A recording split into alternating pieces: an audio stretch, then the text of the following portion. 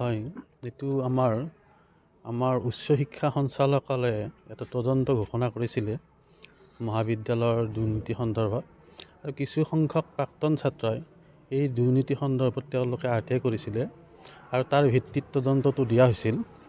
আৰু যোৱাকালি গম পালোঁ আমি যে DDO-জন চেঞ্জ হৈছে আৰু বেলেগ এজনক দায়িত্ব দিছে। এইটো ডক্টৰ মীনা কুমাৰী দাস বাইদেউক দিছে। গতিকে তেখেতক মই শুভেচ্ছা জ্ঞাপন কৰিছোঁ এই নতুন DDO হিচাপে। ভৱিষ্যতে যাতে মহাবিদ্যালয়খনে এখন ৰামদিয়া সমাজত মান নিৰ্ণায়ক মহাবিদ্যালয়লৈকে পৰিগণিত হ'ব পাৰে, আমি তাৰে কামনা কৰিছোঁ। আগৰ যিগৰাকী অধ্যক্ষ মানে দুৰ্নীতিৰ কথা এতিয়া পোহৰ লৈছে, কেনেকুৱা ধৰণৰ নিমজ্জিত আছিল, কি দুৰ্নীতি? হয়, সেইটো উচ্চ শিক্ষা সঞ্চালকালয়ে যিহেতু তদন্ত এটা দিছিলে, তেখেতসকল যিহেতু আমাৰ অভিভাৱক, আমি তেখেতসকলে যিটো ৰায় দিয়ে আমি সেই ৰায়টো আমি মানি ল'বই লাগিব।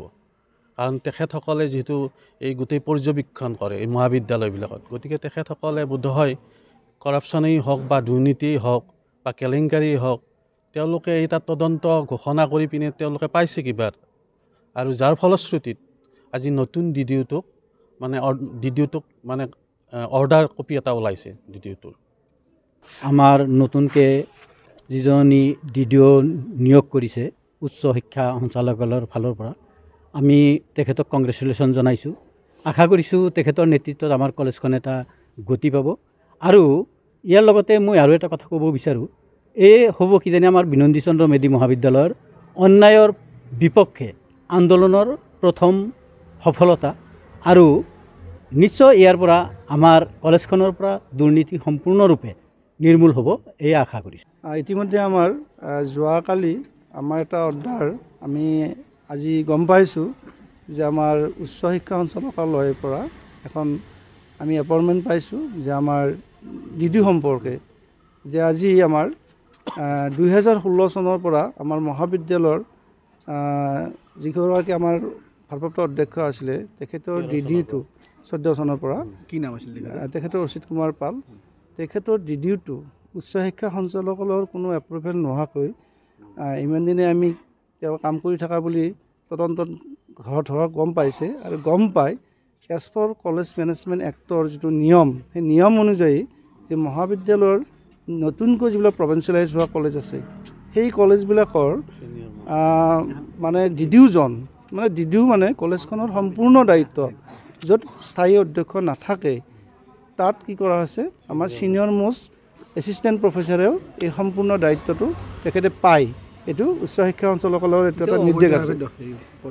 মানে আমি অবৈধ বুলি ক'ব লাগিব, কাৰণ এতিয়া যিখিনি কথা গম পালোঁ, যে যোৱাকালি আমি গম পাইছোঁ সঞ্চালকালয়ে এই কথাটো আমাক ৰিপৰ্ট দিছে যে যোৱা 2014 চনৰ পৰা DDOৰ যিটো এক্সটেনশ্যন, মানে ৰুল এটা আছে 3 মাহৰ মূৰে মূৰে এক্সটেনশ্যন কৰিব লাগে, গতিকে তেখেতৰ এক্সটেনশ্যনটো কৰা নাই, আৰু এইটো কথা তদন্তত ওলাব, পোহৰত ওলাব শেষত যে এইটো এটা ডাঙৰ মানে এটা দুৰ্নীতি বুলি কৈছে। টকা পইচাৰ খেলি মেলি, আৰু টকা পইচাৰ খেলি মেলিটো এইটো ডেফিনেটলি কৰিব, কাৰণ তেখেতে নিজৰ দায়িত্বখিনি, তেখেতৰ যিটো পদবীটো সেইটোৱেই চুৰ কৰি আছে ইমান দিনে, যাক আমি আজি আমাৰ সমাজত সেইটো কথা ইমান দিনে গাপ কৰি আছিলে, আমাক জানিবলৈ দিয়া নাছিল।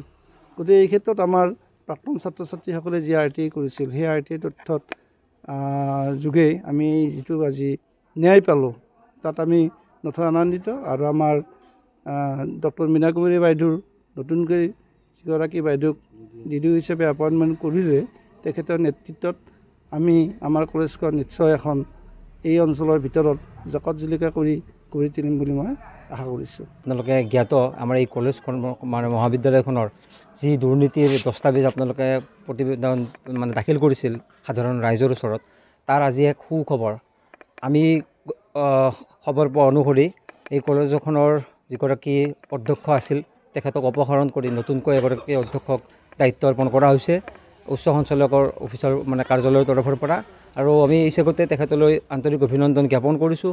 আৰু আমি যি ধাৰাসাৰভাৱে আমি এই অন্যায়ৰ বিৰুদ্ধে যুঁজ দিছিলোঁ, আমি প্ৰাক্তন ছাত্ৰ হিচাপে আমি দুগৰাকীয়ে প্ৰথম অৱস্থাত আমি RTI কৰিছিলোঁ। RTIৰ জৰিয়তে যি তথ্য আমি পাইছিলোঁ, সেই তথ্যৰ ভিত্তিত আমি বহুতখিনি আমি মানে যুঁজ কৰিছিলোঁ, আৰু সেই যুদ্ধখনত এই মহাবিদ্যালয়খনৰে সহকাৰী অধ্যাপক কেইগৰাকী মানে আমাক বিভেদকামী শক্তি, অপশক্তি এনেকুৱা ধৰণৰ অপশব্দৰে আমাক মানে আমাক কেনেকুৱা অপব্যৱহাৰ কৰিছিল, তাৰ প্ৰত্যুত্তৰ আজি তেওঁলোকে পাইছে। আৰু হয়তো মই ভাবোঁ সেই লাজত আজি এই মহাবিদ্যালয়খনত তেওঁলোক উপস্থিত নাই। আৰু যদি উপস্থিত থাকিলে আমি প্ৰত্যক্ষভাৱে তেওঁলোকৰ ওচৰত গৈ সুধিলোঁ হয় যে আমি কি অপশক্তি, কি বিভেদকামী শক্তি, আমি অন্যায়ৰ বিৰুদ্ধে যুঁজিছিলোঁ, আমি মহাবিদ্যালয়খনৰ উন্নয়নৰ স্বাৰ্থৰ বাবে আমি এই যুঁজ আৰম্ভ কৰিছিলোঁ। আৰু এই যুঁজ আমাৰ সমাপ্ত নহয়, এয়া আমাৰ প্ৰথম সফলতা। আমি ভাবোঁ যে এইখিনি আমাৰ প্ৰথম সফলতা। ইয়াৰ পিছত আমি বহুত যিসকলে আমাক বিভেদকামী শক্তি কৈছিল তেওঁলোকৰ ওপৰতো আমি সন্দেহ উপজিছে, কাৰণ তেওঁলোকেও এনেকুৱা ধৰণৰ দুৰ্নীতিৰ লগত নিশ্চিতভাৱে জড়িত আছে, বা তেওঁলোকে এনেকুৱা ধৰণৰ দুৰ্নীতি কৰিছিল, দুৰ্নীতি কৰা মানুহসকলক তেওঁলোকে প্ৰশ্ৰয় দিছিল, তেওঁলোকৰ লগত আছিল, এনেকুৱা ধৰণৰ বহুতো সন্দেহ আমাৰ মনত আছে। আৰু পৰৱৰ্তী সময়ত আমি এনেকুৱা ধৰণৰ যি ব্যক্তি আছে তেওঁলোকৰ ওপৰতো আমি এনেকুৱা ধৰণৰ RTI বা আমি এনেকুৱা ধৰণৰ ব্যৱস্থা আমি ল'ম। আৰু এইখিনিতে আমি আৰু এটা কথা ক'ব বিচাৰোঁ, যিগৰাকী অধ্যক্ষই আজি ইমান দিনে কলেজখনত কাৰ্যকাল চলাই আছিল, তেওঁৰ নেতৃত্বতেই বিভিন্ন ধৰণৰ টকাৰ যি খেলি মেলি হৈছে। ইতিমধ্যে তদন্ত যদিও আমাৰ সম্পূৰ্ণ হোৱা নাই, সম্পূৰ্ণ হ'লে আপোনালোকেও গম পাব আৰু সাধাৰণ ৰাইজেও গম পাব।